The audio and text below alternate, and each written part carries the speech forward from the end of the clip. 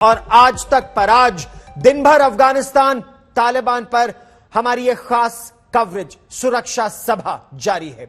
इस सेशन में हम बात करेंगे अफगानिस्तान को लेकर भारत की ये जो अग्नि परीक्षा इस समय चल रही है। भारत अफगानिस्तान का वो दौर देख रहा है और जो दौर देख चुका है 1999 में कंदहार हाईजैक कांड हुआ था। 20 साल बाद फिर से अफगानिस्तान पर तालिबान का इस समय कब्जा है। तालिबान सरकार बनाने की तैयारी कर रही है, मंत्रियों के नाम अब सामने आ रहे हैं। ऐसे में प्रश्न ये उठता है, सवाल ये उठता है कि भारत की तालिबान नीति क्या होनी चाहिए। भारत ने तालिबान को मान्यता नहीं दी है, लेकिन क्या भारत को यह मान्यता देनी होगी? क्या भारत को बात करनी होगी? काबुल से राजदूत को वापस बुला लिया गया है। लगातार काबुल से भारतीयों को सुरक्षित निकालने का प्रयास भी चल रहा है। क्या कहना है इस मुद्दे पर भारत के विदेश मंत्री का, क्या कहना है एम्बेसडर का, सुनते हैं। We must never compromise with this evil. The international community holds a collective view that terrorism in all its forms and manifestations must be condemned. There cannot be any exception or any justification for any act of terrorism, regardless of motivations behind such acts. To combat terrorism, terrorists are constantly finding newer ways of motivating, resourcing, and executing acts of terror. Unfortunately, there are also some countries who seek to undermine or subvert our collective resolve to fight terrorism. That cannot be allowed to pass. It means a lot to us to be back home, so your welcome really has an impact on all of us. And thank you, of course, to the Indian Air Force who flew us out under conditions that are not normal, and of course is hosting us here after a long, tiresome journey. Bharat का रवैया होना क्या चाहिए? तो प्रधानमंत्री नरेंद्र मोदी ने all party meeting या floor leaders को बुलाया है और विदेश मंत्री क्या कर रही है सरकार, इस बारे में जानकारी देंगे। कई विशेष मेहमान हमारे साथ आज तक पर जुड़ रहे हैं। केसी त्यागी वरिष्ठ नेता हैं जेडीयू के, राजीव जेटली भारतीय जनता पार्टी से, अनुराग भदौरिया समाजवादी पार्टी से और सुप्रिया श्रीनेत कांग्रेस पार्टी से हमारे साथ जुड़ रहे हैं। और ये जो सुरक्षा सभा है, इसमें हमारा प्रयास यह है कि हम जाने कि भारत का रुख होना क्या चाहिए, भारत की अलग अलग जो राजनीतिक दल हैं उनका इस पर क्या सोचना है। और केसी त्यागी जी, आपकी इस मुद्दे पर क्या राय है? भारत को क्या करना चाहिए? क्या तालिबान को रिकॉग्नाइज करना ही होगा? क्या तालिबान से बातचीत करनी ही होगी? एक हकीकत है, और आगे का रवैया क्या होना चाहिए भारत का?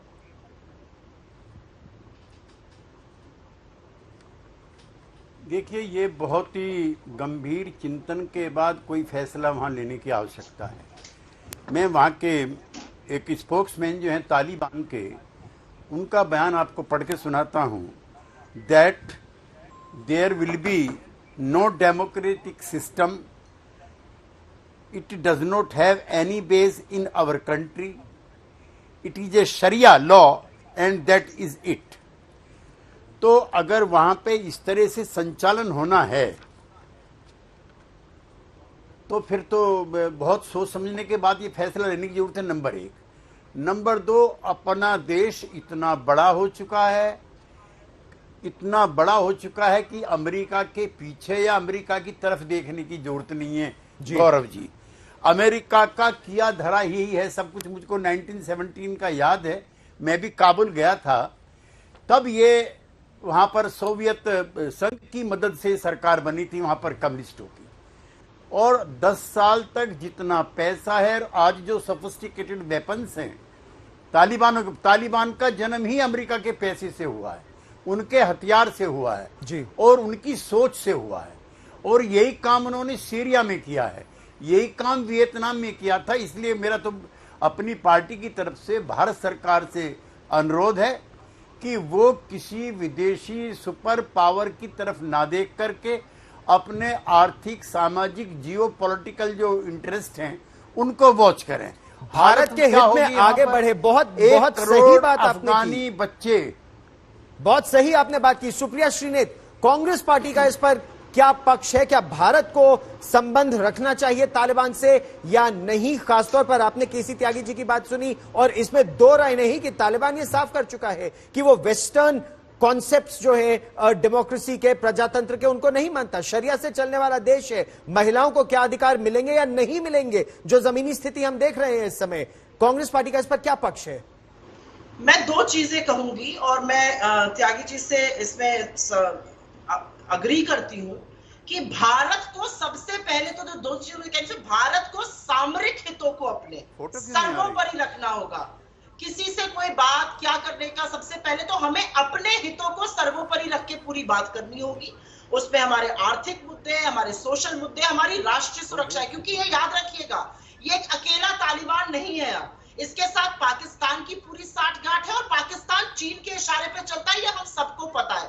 तो अब पाकिस्तान का जो वेस्टर्न बॉर्डर तालिबान के आने से थोड़ा सुरक्षित हो गया और इसलिए वो चौड़ा होकर घूम रहा है। हमें अपने सामरिक हितों और अपनी राष्ट्रीय सुरक्षा की सबसे पहले चिंता करने की जरूरत है, उसको सर्वोपरि रखना पड़ेगा। दूसरा, मुझे ऐसा लगता है कि कहीं ना कहीं हमें एक बार फिर से गंभीरता से, परिपक्व तरीके से अपनी विदेश नीति को रिव्यू करना पड़ेगा।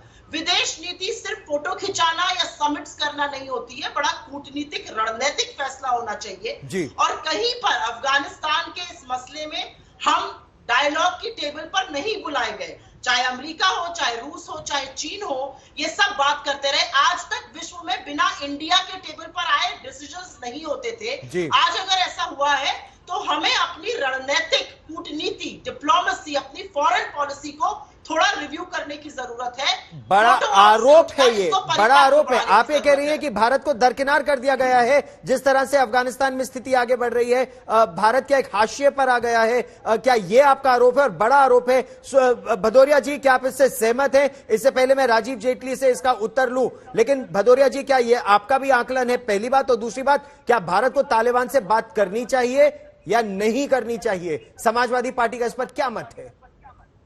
देखिए, मेरा मानना है कि जहां पे हिंदुस्तान मजबूत होता हो, हिंदुस्तान की अर्थव्यवस्था मजबूत होती हो और हिंदुस्तान के लोग सुरक्षित होते हो, उसको मद्देनजर रखते हुए फैसले लेने चाहिए सरकार को। और सरकार जो फैसले लेगी, सारी सर्वदलीय बैठक सरकार ने बुलाई है तो सबके सामने होगा। सरकार को भारत का हित पहले सोचना चाहिए और भारत के जो लोग वहां फंसे हुए हैं उनको कैसे हम वापस सुरक्षित लेके आए, इसके बारे में सरकार को चिंता करनी चाहिए। दूसरी बात, अच्छी बात है सरकार ने ये शुभ काम शुरू किया है सर्वदलीय बैठक बुलाने का, तो मुझे पूरा विश्वास है आगे भी सर्वदलीय बैठक फैसले जब लेगी सरकार तो बुलाया करेगी। जैसे जो पेंडिंग फैसले हैं, किसानों के हैं या जो बेरोजगारी महंगाई के फैसले, उसमें भी सरकार सर्वदलीय बैठक जरूर बुलाया करेगी, क्योंकि सरकार की भी ये जिम्मेदारी बनती है। ये सरकार तो विपक्ष को सरकार का हिस्सा समझती नहीं है। इतने सालों से तो उन्होंने कभी सर्वदलीय बैठक इस असली मुद्दों पे बुलाती नहीं है, फैसले खुद ले लेती है। क्या ये असली मुद्दा नहीं है या ये असली मुद्दा है जिस पर बुला रही है? मैं किसानों के मुद्दों पर ये सुरक्षा सभा है और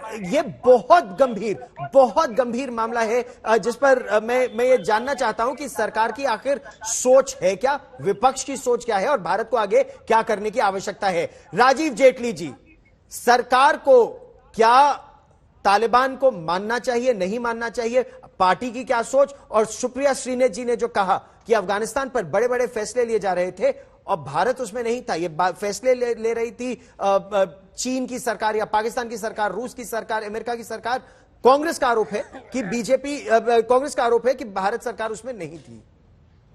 गौरव जी, आप इंटरनेशनल अफेयर्स को बहुत बेहतर समझते हैं और मुझे लगता है हमारे देश के अंदर बहुत सारे नागरिक आपके चैनल को देख के इंटरनेशनल पॉलिसीज को समझते भी होंगे। मुझे लगता है इन राजनीतिक पार्टियों को भी अंतर्राष्ट्रीय पॉलिसीज को समझना चाहिए। जो ये बार बार ये कह रहे हैं कि देश के सामरिक हितों को ध्यान में रख करके पॉलिसी बनानी चाहिए, देश के सामरिक हितों को ध्यान में रखकर पॉलिसी ना बनाई होती तो आज चाइना की तरह वो खामियाजा भुगतना पड़ता। ये जानकारी का अभाव रहता है, इसलिए मैं कहता हूँ गौरव जी को सुनना बहुत जरूरी होता है। गौरव जी बहुत बेटर रिपोर्टिंग करते हैं। चाइना के अंदर जो चाइना के एक्सपर्ट बता रहे हैं वो उनको बता रहे हैं कि किस तरीके के नुकसान आपको उठाने पड़ेंगे, जिस तरीके से आपने आइडेंटिफाई किया तालिबान को। चाइना के साथ साथ जो दूसरे देश अभी तक जो समर्थन दे रहे हैं उनके ऊपर भी नेगेटिव पॉजिटिव दोनों मार्किंग आ रही है।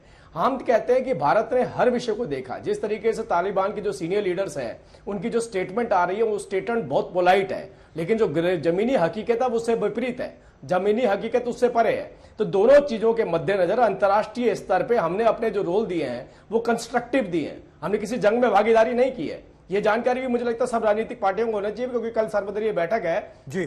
सर्वदलीय बैठक में ये बात उठेगी। हमने कंस्ट्रक्टिव रोल किया, हमने किसी भी देश में जाके वहां सड़कें बनाई है, मेडिकल व्यवस्था दी है, उनको कोल्ड स्टोरेज दी है, वहां पे अस्पताल दिए हैं, हम ये रोल करते आए हैं और हम इस रोल को आगे भी कंटिन्यू करना चाहते हैं अफगानिस्तान के अंदर, जिससे अफगानिस्तान के नागरिकों को वो सहायता मिलती रहे। हमारी अंतर्राष्ट्रीय पॉलिसी हमने निर्धारित करनी है, हमारी विदेश नीति आज देश के हिसाब से बनती है। ठीक नहीं, आप बड़ी बात कह रहे हैं कि आप ये कह रहे हैं कि भारत सरकार अफगानिस्तान के विकास में लगी रही, चाहे वो जरांज डेलाराम हाईवे हो या सलमा डैम हो या हमारा स्कूल हो और अस्पताल हो, और भारतीय करते रहना चाहता है।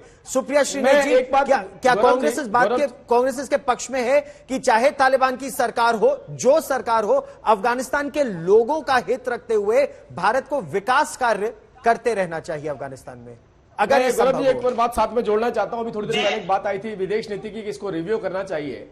मैं ये बात बताना चाहता हूं कि हमारी विदेश नीति हमारी देश की जरूरतों के हिसाब से नहीं थी, हमारे देश के वोट के हिसाब से थी। बहुत लंबे वक्त तक हमारी विदेश नीति केवल तुष्टीकरण की राजनीति का शिकार होती आई है, ये हम नहीं कहते हैं। जब हमारे देश को जंग में जरूरत पड़ती थी, हमने कुछ देशों को अप्रोच किया और उन्होंने कहा कि आपने अपनी विदेश नीतियां अपने वोट के आधार पर बनाई हैं, तुष्टीकरण की नीति के हिसाब से आपकी विदेश नीति बनती है, जिसका खामियाजा हमें भुगतने भी पड़े। लेकिन पहली बार वाजपेयी जी की सरकार के बाद हमने निर्धारित किया कि अब हमारी विदेश नीति भारत की जरूरत के हिसाब से बनेगी। और यही एक वजह है कि पूरे दुनिया के अंदर बेस्ट से बेस्ट टेक्नोलॉजी हमारे पास आई, दुनिया का समर्थन हमें मिला और हमारी विदेश नीति के चलते हमारे देश के नागरिक विदेशों में जाके वहां से बताते हैं किस तरीके का बदलाव अब दुनिया के अंदर भारत के नागरिकों को देखने को मिला है। क्या आप सहमत है इस बात से कि बीजेपी का यह दावा है कि विदेश नीति में सुधार आया है और उससे भारत का हित स्थापित भी हो रहा है, लेकिन क्या अफगानिस्तान में तालिबान सरकार के समय भी क्या भारत को विकास कार्य जारी रखने की आवश्यकता है? मैं 2-3 सवालों का जवाब भी देना चाहती हूं और अपनी बात भी रखना चाहती हूं, और मैं आशा करूंगी कि मेरे बीच में नहीं बोला जाएगा। अभी तक का डिबेट बहुत अच्छा रहा है, क्योंकि ये राष्ट्रीय सुरक्षा का मुद्दा है, ये तू मैमे का मुद्दा नहीं है। जी हाँ, क्योंकि ये तू मैमे का मुद्दा नहीं है, बिल्कुल ये राष्ट्रीय सुरक्षा का मुद्दा है। इसलिए समझना जरूरी है अभी विश्व में हमारे इर्द गिर्द हो क्या रहा है। अपनी पीठ ठोकना, सीना ठोक कर बोलना बहुत बढ़िया हमने काम कर दिया, इस समय काम नहीं आएगा। जो पाकिस्तान और वेस्टर्न फ्रंटियर पे हो रहा है वो हम सबको पता है। चीन का सबसे बड़ा प्रोजेक्ट जो बन रहा है economic corridor belt and road पे, वो भी हमें पता है। हमें ये पता है कि ये बदला हुआ पाकिस्तान है जो चीन की कठपुतली बनके उनके इशारों पर नाच रहा है और इनके पास डीप पॉकेट्स है। चीन को कल को नेचुरल रिसोर्सेज अगर एक्सप्लॉइट करने को मन आ जाएगा अफगानिस्तान में तो दिक्कतें पैदा होंगी। इसलिए जरूरी है कि इसको परिपक्व तरीके से देखा जाए। जहां तक आपका सवाल है कि हमें इन्वेस्टमेंट करना चाहिए या ना करना चाहिए, चाहे इस सरकार ने चाहे प्रीवियस गवर्नमेंट्स ने अभी तक इन्वेस्टमेंट इसलिए किया क्योंकि हम डेमोक्रेसी को बढ़ावा देना चाहते हैं, हम शांतिपूर्ण ढंग से सरकारें चलवाना चाहते थे। लेकिन अब हमें अपने सामरिक हितों को देखने पड़ेगा और इसका बेस्ट निर्णय चुनी हुई सरकार कर सकती है। आज मोदी जी देश के प्रधानमंत्री है, ये उनका निर्णय होगा कि वो आगे क्या करेंगे। और जहां तक विदेश नीति की बात है, मैं जरूर एक बात कहूंगी, यूएसए ने जो नॉन नेटो एलाइज होते हैं उनको सिक्योरिटी मिलती है। यूएस के नॉन नेटो एलाइज को यूएस ने पूरा करार कर लिया अफगानिस्तान के साथ, हमसे बात करने की जरूरत नहीं समझी। और उनके नॉन नेटो एलाइज में ऑस्ट्रेलिया है, जापान है, इजराइल है, पाकिस्तान है, अफगानिस्तान है, लेकिन हम नहीं है। हम ट्रंप की सरकार बनाने में मशगूल थे, हमें यह सब करना चाहिए था 7 सालों में। जब हम विदेश नीति की बात करते हैं तो ये चीजें सामने आएंगी। और राजीव जेटली इसका उत्तर देंगे, लेकिन केसी त्यागी जी, महत्वपूर्ण बात सुप्रिया श्रीनेत ने उठाई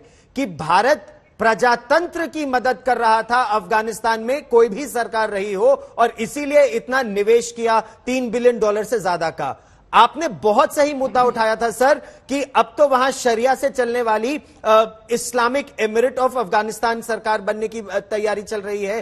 तो ऐसे में क्या भारत को निवेश जारी रखना चाहिए या भारत को प्रजातंत्र की प्रतीक्षा करनी चाहिए? क्योंकि बहुत बड़ा देश है भारत जो करेगा दुनिया देखेगी। साथ ही साथ चीन और पाकिस्तान ऑलरेडी तालिबान से बात कर रहे हैं। तालिबान का एक 9 सदस्य का डेलीगेशन त्यांजन हो आया है। केसी त्यागी जी,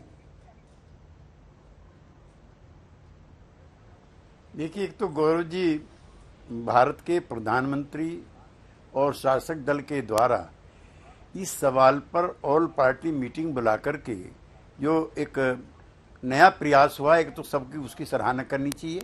अकेले भी सरकार विदेश नीति का संचालन कर सकती है, तो ये जो समन्वय आज कायम हुआ है, ये भारत की राजनीति के हिसाब से एक अच्छा लक्षण है।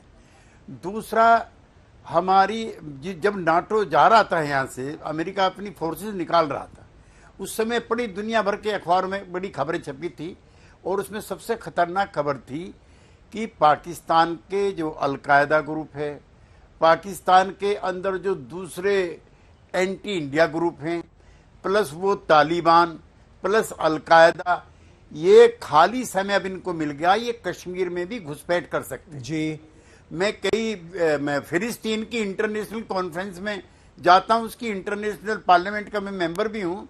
अब वो कहते हैं वहां कई बार कि अब फिलिस्तीन छोड़ो, अब कश्मीर चलो।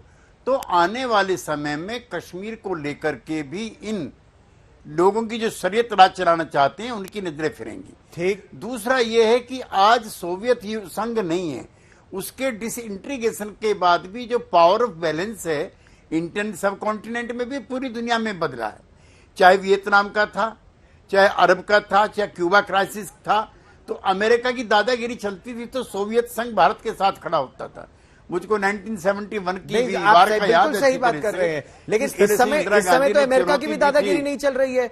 अच्छा, चीन ने पहले ही बोल दिया है, चीन ने पहले ही तालिबान को क्या बोला है, सबसे पहले यह कहा है कि आप ETIM, East Turkestan Islamic Movement, उन पर अंकुश लगाइए, तब हम आपसे आपकी मदद करेंगे और आगे बढ़ेंगे। भदौरिया जी, क्या यही भारत को भी करने की आवश्यकता है कि ईस्ट तुर्किस्तान इस्लामिक मूवमेंट पर जैसे चीन दबाव चाहता है, वैसे ही हम भी तालिबान से कहें कि जम्मू और कश्मीर में, जो केसी त्यागी जी ने महत्वपूर्ण बात उठाई कि जम्मू और कश्मीर में आतंकवाद ना बढ़े, तो पहले ही तालिबान पर यह दबाव भारत डाले, तभी हम आगे बात करेंगे। क्या इस तरह की रणनीति हमारी होनी चाहिए? बिल्कुल, क्योंकि राष्ट्रीय सुरक्षा का मामला है, और मुझे लगता है जहां राष्ट्रीय सुरक्षा का मामला होगा वहां सरकार को किसी चीज से समझौता नहीं करना चाहिए, क्योंकि सरकार की जिम्मेदारी बनती है, चुनी हुई सरकार है हमारे देश के अंदर में, और सरकार की जिम्मेदारी बनती है कि वो हिंदुस्तान को कैसे सुरक्षित रख सकते हैं, किस तरह का वो स्ट्रेटेजी अपनाएं जिससे कि उनके दूसरी जगह भी जहां लोकतंत्र नहीं है, क्योंकि हम समाजवादी लोग या हिंदुस्तान हमेशा लोकतंत्र की सपोर्ट करता है, लोकतंत्र को मानता है, तो जहां लोकतंत्र होता है वहां हिंदुस्तान कंफर्टेबल होता है। अब जहां लोकतंत्र नहीं होगा तो ये तो पॉलिसी सरकार को तय करनी पड़ेगी कि जहां लोकतंत्र नहीं है वहां किस तरह से वो उनके साथ अपने रिश्ते रखेगा। इसलिए उन्होंने ऑल पार्टी मीटिंग भी इसीलिए बुलाई है। मुझे पूरा विश्वास है कि सरकार देश के हितों का ध्यान रखेगी, क्योंकि हिंदुस्तान के हितों का ध्यान रखना ज्यादा जरूरी होता है। और मैं फिर कह रहा हूं, मैं दोबारा से भी कहता हूं, जो शुभ काम सरकार ने शुरू किया है ऑल पार्टी मीटिंग बुलाने का, आगे भी जब फैसले सरकार लेगी और जो देश हित के फैसले होंगे उसके अंदर में ऑल पार्टी मीटिंग बुलाएंगे। जब शुरुआत कर ही दिया तो आगे भी करते रहेंगे तो ज्यादा अच्छा होगा। राजीव जेटली इसका उत्तर जरूर आपको देंगे भारतीय जनता पार्टी के, लेकिन राजीव जेटली, ये जो ऑल पार्टी मीटिंग बुलाई है, इसका मकसद क्या है? केवल बताना क्या हो रहा है, या राय लेना? क्या सरकार इस दिशा में आगे बढ़ रही है कि तालिबान एक हकीकत है अफगानिस्तान की? भले ही आप प्रजातंत्र चाहे, लेकिन अगर विश्व के और प्रजातंत्र तालिबान से बात कर रहे हैं, तो क्या आपको भी वहां पर अपना दूतावास फिर खोलने की आवश्यकता है, या दूतावास खोलने की बात चल रही है? राजीव जेटली, हम आपसे जानना चाहेंगे। देखिए, पहली बात तो जब भी हम ऑल पार्टी मीटिंग की बात करते हैं तो एक इंटरेक्शन होता है, इंटरेक्शन में फीडबैक भी ले जाता है और वो बातें भी रखी जाती हैं कि देश किस तरीके से सोचता है अपनी विदेश पॉलिसी को, अपनी आने वाले जो वक्त में तालिबान के साथ किस तरीके के संबंध होंगे उसके ऊपर चर्चा हो सकती है, जो मेरे पास जानकारी नहीं है क्योंकि वो ऑल पार्टी मीटिंग में निर्धारित होगा। लेकिन आपने, गौरव जी, बड़ी एक इंपॉर्टेंट बात बोली, आपने ध्यान नहीं दिया, उसका कोई जवाब देने को तैयार नहीं है। हमारे साथ सबसे बड़ी विडंबना यह है कि हमारे देश में जब राजनीति होती है तो अभी इस डिबेट पे आप गौर करिएगा, आपने बोला ईस्ट तुर्किस्तान इस्लामिक मूवमेंट को चाइना ने बोला है तालिबान से कि उसे खत्म किया जाए। अभी किसी भी राजनीतिक पार्टी से इस बात को बोल के दिखवा दीजिए, ये बोलने के लिए तैयार नहीं होंगे कि हां, जो चाइना जिस मूवमेंट के ऊपर तालिबान की नकेल कसना चाहता है, हम भी उसके पक्षधर हैं। ये नहीं बोल पाएंगे उस बात को। यहां से शुरुआत होती है तुष्टीकरण की विदेश पॉलिसी की। यही वजह रही है हमारे देश में हमारी विदेश नीति की कमजोरी की, क्योंकि हमने अपने देश में अपने वोट के मद्देनजर अपनी नीतियां बनाई थी। हम भी यही कहते हैं कि आप क्या ये आरोप लगा रहे हैं कांग्रेस पार्टी पर, क्योंकि सुप्रिया श्रीनेत फिर इसका पलटवार करेंगी आप पर? नहीं, आप आरोप लगा रहे हैं क्या कांग्रेस पार्टी पर? मैं आरोप नहीं लगा रहा हूं। मैं आरोप नहीं लगा रहा हूं। मैं विदेश मंत्री इजराइल की एक स्टेटमेंट को कोट कर रहा हूं, जिन्होंने अपनी स्टेटमेंट दी थी, उन्होंने कहा था कि आपने इतना बड़ा खामियाजा भुगता, आप lack of ammunition, lack of technology सिर्फ इसलिए रह गए क्योंकि आपने अपने वोट बैंक के आधार पर दूसरों देशों के साथ अपने संबंध बनाने शुरू किए। ये मैं नहीं कह रहा हूं, ये इजराइल के फॉरेन मिनिस्टर ने इस बात को सुप्रिया श्रीनेत उत्तर देना चाहती हैं, केसी त्यागी जी भी इस मुद्दे पर जवाब देना चाहते हैं। मैं ETIM पर ईस्ट तुर्किस्तान इस्लामिक मूवमेंट, देखिए बड़ा प्रश्न है ये, उस पर भी आऊंगा, लेकिन सुप्रिया श्रीनेत पहले आप उत्तर देना चाहती हैं।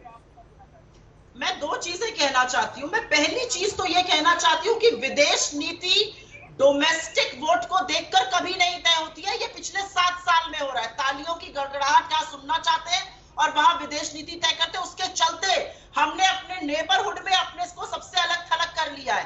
कॉक्स बाजार में चीन आज लगा रहा है सबमरीन प्लांट, बांग्लादेश में चीन के साथ क्या चल रहा है सबको पता है।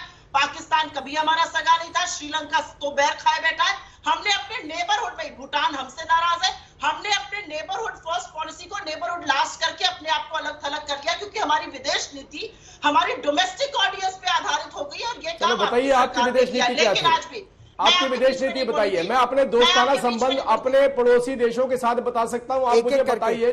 सुप्रिया जी अपना पक्ष रख लें, उसके बाद मैं आपके पास आऊंगा। राजीव जी एक एक करके, क्योंकि बहुत गंभीर मुद्दा है अफगानिस्तान। हम और पड़ोसियों की भी बात करेंगे, लेकिन अभी अफगानिस्तान पे कंसंट्रेट करेंगे, क्योंकि ये एक ऐसा मुद्दा है जिसमें लोगों की जान पर बनाती है। जब आप बात करते हैं जम्मू और कश्मीर में आतंकवाद की, और उस पर भी मुद्दा आ रहा है, तो एक एक करके सुप्रिया श्रीनेत जी अपनी बात पूरी कीजिए।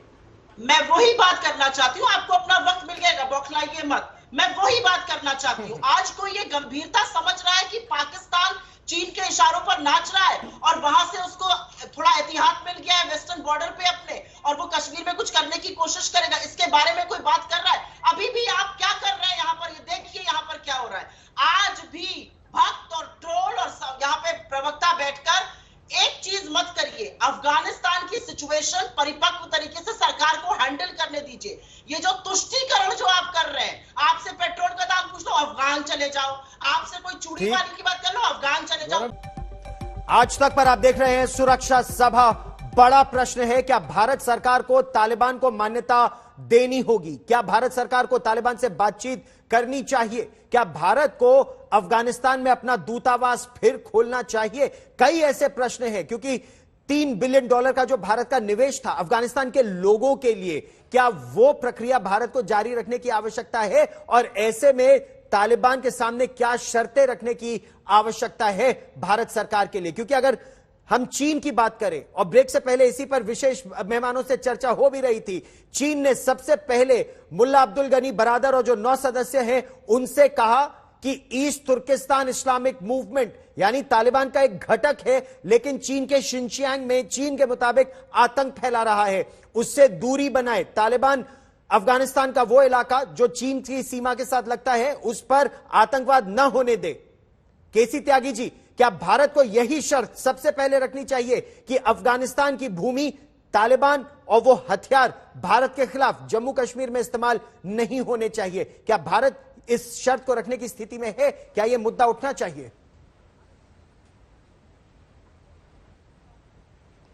मैं गौरव जी आपका जवाब देने से पहले अपने कांग्रेस और भाजपा के मित्रों से 2 चीजें बताना चाहता हूं। नरसिंहा राव जी देश के प्रधानमंत्री थे। कश्मीर में ह्यूमन राइट्स का वायलेशन हो रहा है, ऐसा करके यूएन की एक बैठक जिनेवा में आयोजित हो गई। मेरे राज्यसभा में सभापति थे हामिद अंसारी साहब, वो राजदूत थे। और नरसिंहा राव जी ने अटल बिहारी वाजपेयी जी को कश्मीर के मामले पर वहां पर भेज दिया। जब मीटिंग शुरू हुई तो कश्मीर के पाकिस्तान के विदेश मंत्री ने अटल जी को संबोधित करते हुए कहा कि आप यहां कैसे, आप यहां क्या करने आए? क्योंकि भारतीय जनता पार्टी की राय कश्मीर को लेकर के भिन्न थी, लेकिन चूंकि देश का सवाल था, भारतीय हितों का सवाल था, तो अटल बिहारी वाजपेयी जी वहां पर बहुत मजबूती के साथ वही सारे सवाल उठा करके आए जो नरसिंहा राव जी और भारत की सरकार चाहती थी। नंबर 1 जी, अटल जी प्रधानमंत्री थे। इराक पर अमेरिका के बड़े बुश ने जब हमला किया था तो भारतीय जमीन का भी दुरुपयोग हो रहा था फ्यूलिंग के लिए, आपको याद होगा जी। तो पार्लियामेंट में सोमनाथ चटर्जी और इंद्रजीत गुप्ता ये दोनों मिलने के लिए गए अटल जी से, उनके कैबिन में प्रधानमंत्री के में। तो अटल जी जो विनोदी मुद्रा होती थी कि कॉमरेड संसद में उठाओ इसे, तो करेंगे इसका समाधान। जब संसद शुरू हुई तो इन दोनों ने उठाया, तो जो दोनों कम्युनिस्ट पार्टी के नेता चाहते थे कि इंडियन सोइल का दुरुपयोग नहीं होगा अमेरिका के हितों के लिए, ये आश्वासन उन्होंने दिया। तो मैं आपका जो प्रारंभिक संबोधन है, इतनी गर्मा गर्मी तो संसद में भी मैंने पिछले 25-30 साल में विदेश नीति पर नहीं देखी जितनी आज के चैनल पर मैं देख रहा हूं। तुर्कमेनिस्तान का जो उन्होंने सवाल उठाया है, सिंकियांग प्रोविंस में जी मुसलमानों को नमाज अदा करने की इजाजत नहीं है, वहां ईद भी नहीं मनाई जाती है, और वहां पर इतने अत्याचार मुस्लिम्स पे होते हैं, इसलिए चीन अपने सामरिक हितों की सुरक्षा वहां पहचान करना चाहता है। यही स्थिति भारत की है। भारत के विदेश मंत्री ने पहले दिन ही बोल दिया कि वहां पर हम किसी ऐसी सरकार का समर्थन नहीं करेंगे जिसका इस्तेमाल हमारे विरुद्ध जो है कोई दूसरा मुल्क, या चाहे वो चीन हो या पाकिस्तान हो, जो भी उन्होंने इशारा नाम नहीं दिया। तो अभी ये जो मान्यता देने का मामला है, देखिए मान्यता तो अमेरिका ने उसको भी दे दी थी ताइवान को, और 1948 में जब चीन आजाद हुआ तो ताइवान तो इतना मुट्ठी भर था, उसने चीन को इग्नोर कर दिया। तो असलियतों को तो आप अंतर्राष्ट्रीय लेवल पे इग्नोर नहीं कर सकते।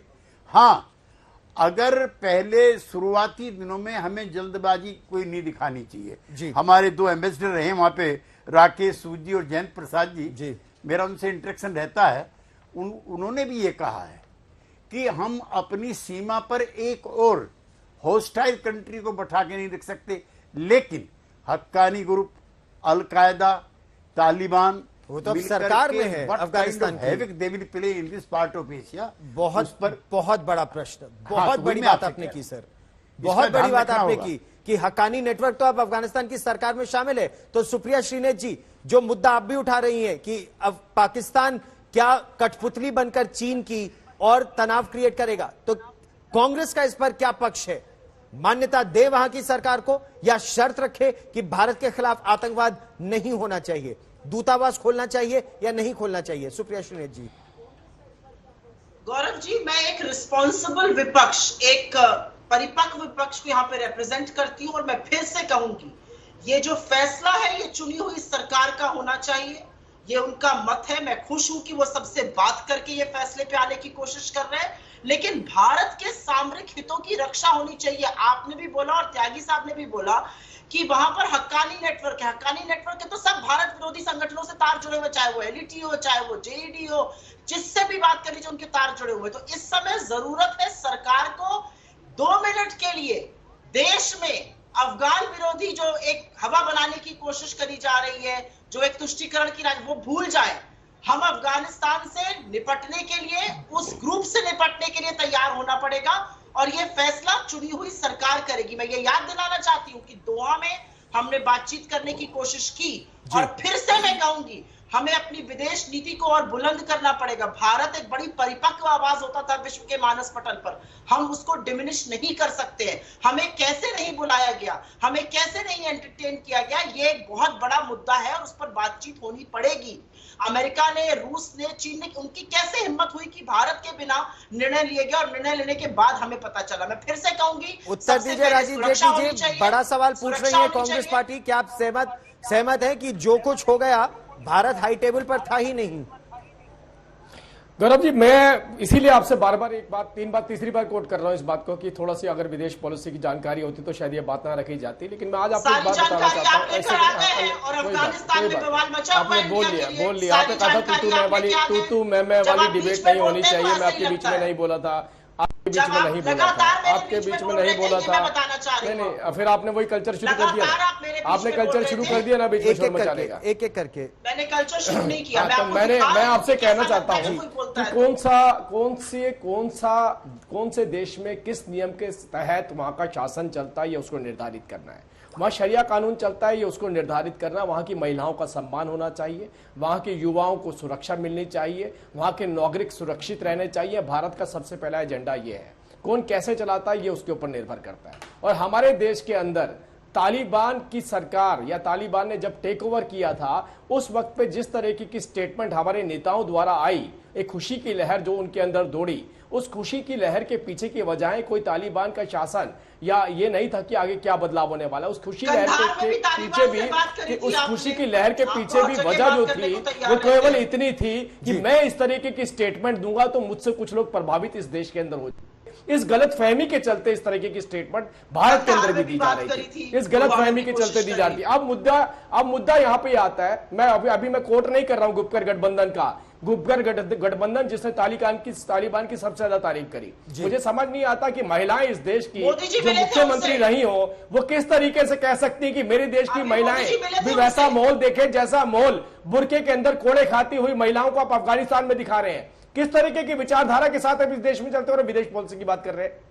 यहां पर इशू यहां पर यह है, भारत को सभी जानकारियां उपलब्ध हैं, भारत के पास सभी जानकारियां उपलब्ध हैं। भारत की विदेश नीति, मैं आपको बोलना चाहता हूं, जहां पर इस्लामिक देश, जहां इस्लामिक देश सऊदी अरेबिया जैसा, कतर जैसा और बहुत सारे इस्लामिक देश, ऑस्ट्रेलिया कंट्री, बहुत सारे, ब्रिटेन की बात करिए, कनाडा की बात करिए, ये वो देश है जिन्होंने कहा कि जब तक तालिबान अपनी नीति निर्धारित नहीं करता तब तक उसके साथ कोई बातचीत नहीं होनी चाहिए। हम भी आज कह रहे हैं कि अगर अफगानिस्तान की महिलाओं का सम्मान होता है, वहां पर लोगों को सुरक्षा के साथ जीने का अधिकार मिलता है, तो क्यों नहीं। सुनिए मेरी बात, सुनिए, ये बस फोटो खिंचाने पहुंच जाते हैं बस। अरे आप बीच में क्यों बोल रही हैं? या तो आपने शुरुआत करी थी, आपने तो शुरुआत करी थी, कोई बीच में नहीं बोलेगा। निवेदन है, आपने तो शुरुआत करी थी, बीच में कोई नहीं बोलेगा। केसी त्यागी जी ने कहा ना, बहुत गंभीर क्या बोल रही है आप? जब हमारे देश का तो इतिहास ये रहा है कि नरसिम्हा राव जी ने वाजपेयी जी को भेजा था, तो भारत एक स्वर में बोले, यही तो निरंतर प्रयास है, एक एक करके।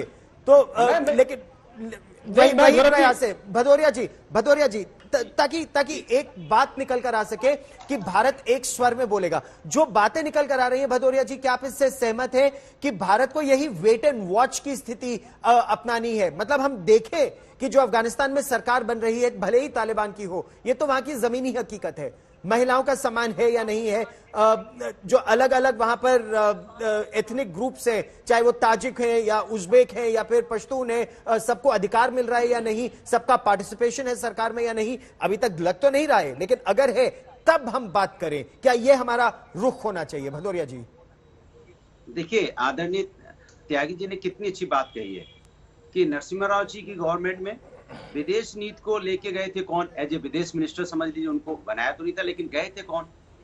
तो आप सोच लो, अटल बिहारी वाजपेयी जी। तो हमारा वो देश है जब देश पे कोई बात आती है तो हिंदुस्तान एक होता है, हमारे विचार एक होते हैं। अफसोस तब होता है कि अगर टीवी में बैठ के भी भारतीय जनता पार्टी ये सोचेगी कि हम जो 3 लोग बैठे वो हिंदुस्तानी नहीं, वो अकेले हिंदुस्तानी है, तो उनकी मानसिकता पे मुझे तरस आता है।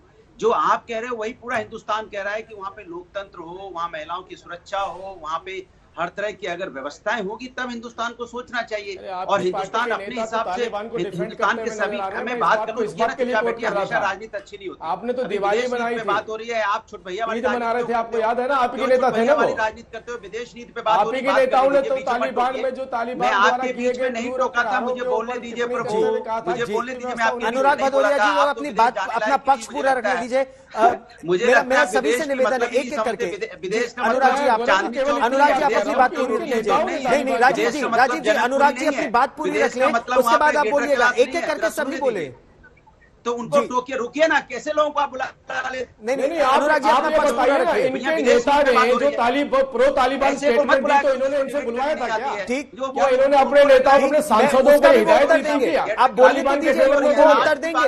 वो शफीकुर रहमान बर्क सांसद है, ठीक, इसलिए आए बाएं सहमत बोलिए। ठीक, अरे भाई आपके नेता को कोर्ट का देखिए, इससे इतनी बढ़िया डिबेट चल रही थी, केसी त्यागी ने इतनी अच्छी बात की, और उसके बाद हम उसको डिरेल ना करें। रहता है जी, अनुराग जी अपना पक्ष पूरा रखिए। आपको बोला, देखिए मैंने आपको बोला कि हिंदुस्तान है, जब हिंदुस्तान पे मुसीबत आती है तो पूरा हिंदुस्तान एक होता है।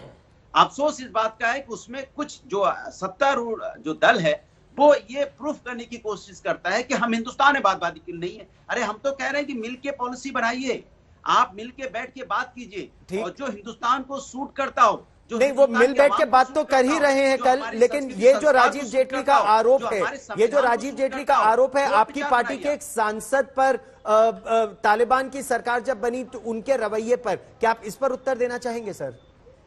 देखिए, आपने शायद आपको कौवा कहां ले गया वाला आपको घटना याद आ रही है। उन्होंने बयान दिया था, बाद में उन्होंने अपना बयान को क्योंकि तोड़मोड़ के पेश किया गया, उन्होंने बोला वो उनका जाति मामला है, फिर दोबारा बयान दिया उन्होंने, उसके बारे में चर्चा नहीं है कि उन्होंने तो अपना बयान बता दिया था, उसमें चर्चा क्यों नहीं करते? इसीलिए मैं कहता हूँ कि राजीव जेटली जी, आपको अपना उत्तर मिल गया, अब हम मुख्य मुद्दे पर फिर आते हैं। राजीव जेटली जी, आपको उत्तर मिल गया, अब मुख्य मुद्दे पर फिर आइए। ये तुष्टीकरण का जो आप आरोप लगा रहे हैं, ये आप तुष्टीकरण का आरोप क्यों लगा रहे हैं? अफगानिस्तान में अगर तालिबान की सरकार बन रही है गौरव जी, मुझे 5 सेकंड दीजिए। जी जी, अनुराग जी, ठीक मैं इसलिए लगा रहा हूं। सबसे पहले अनुराग जी अपना पक्ष पूरा रख लीजिए सर। बोलूंगा फायदा क्या है। जी जी जी, 10 सेकंड दे दीजिए जी।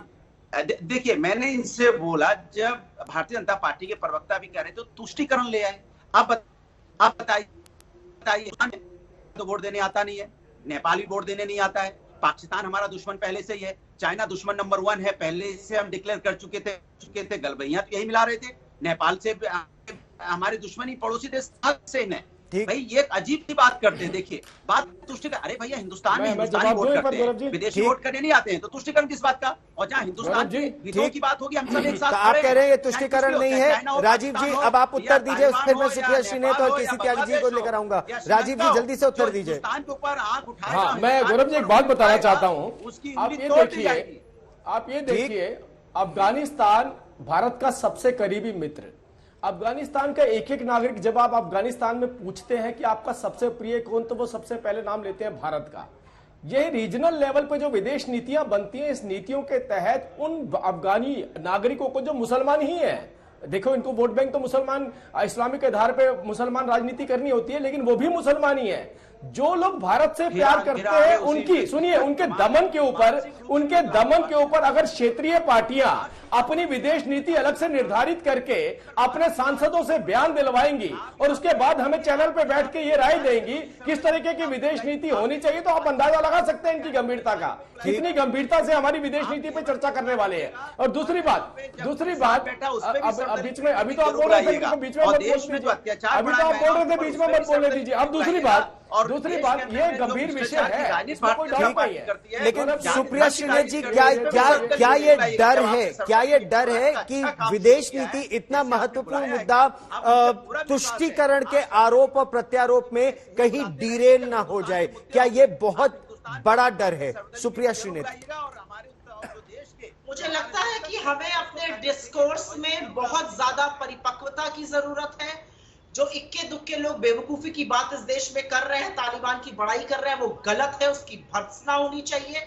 सरकार को अपना स्टैंड क्लियर करना चाहिए इस पे, और जिससे देश को पता रहे हमारी चुनी हुई सरकार की क्या नीति है। लेकिन मैं फिर कहूंगी, जो एक दुक्के लोग बेवकूफी की बात कर रहे हैं, उसके जगह तमामों ऐसे मुसलमान हैं जो भर्त्सना कर रहे हैं वहां पर क्या हो रहा है, जो विमेन राइट्स की बात कर रहे हैं, जो ह्यूमन राइट्स की बात कर रहे हैं, उनकी आवाज को क्यों नहीं समझा जा रहा है, उनकी बातों को क्यों नहीं दिखाया जाता है? जो इक्के दुक्के लोग गलत बात कर रहे हैं उनको छोड़िए, वो फ्रिंज है, उनके खिलाफ जो भी एक्शन लेना हो वो लिया जाए, लेकिन वो फ्रिंज है।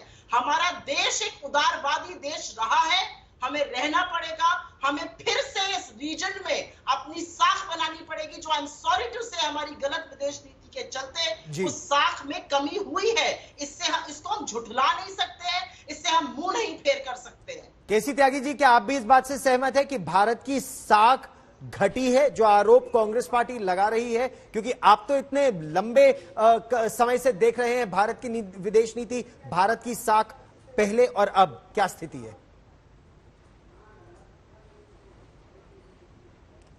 केसी त्यागी जी। गौरव जी, मैं विदेश नीति के मामले में बहुत ही फैनेटिक हिंदुस्तानी हूं, और विदेश नीति कैसी होनी चाहिए, जब गांधी जी से पूछा गया कि आजाद भारत की विदेश नीति कैसी होगी जी, उसने कहा भारतीय हितों के खूंटे से बंधी होगी, उसके आधार पर ही हम भारत के खूंटे से बंधी होगी, भारत के जो हित हैं, जो इंडियन इंटरेस्ट हैं, उसके खूंटे से बंधी होगी हमारी विदेश नीति। माने कि उनका कहना यह था कि हमारा जो स्वार्थ है, हमारे जो कंसर्न है जी, उससे बांध दीजिए विदेश नीति को, वही विदेश नीति होगी।